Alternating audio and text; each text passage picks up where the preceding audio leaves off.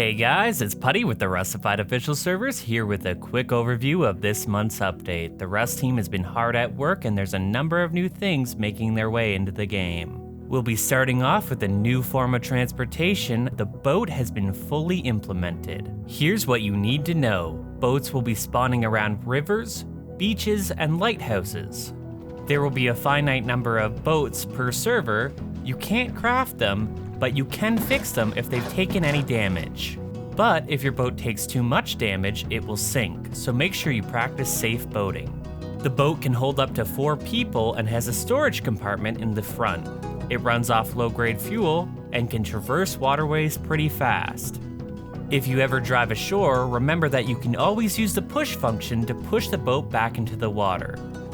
You'll be noticing a few other things added to waterways in Rust. You can now find floating junk piles. These are generally located far away from the coastline, so you might need to take a boat to get to them.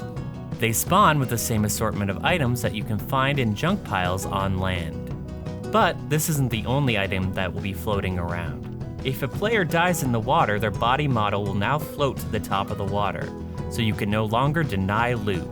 Back on land, we're seeing a number of changes happening as the Rust landscape continues to see updates. There are now new variants of trees and improvement to existing foliage. In addition, they've also added in some new wind effects. With all these changes, the Rust landscape is looking more realistic than ever. The newest server event has arrived.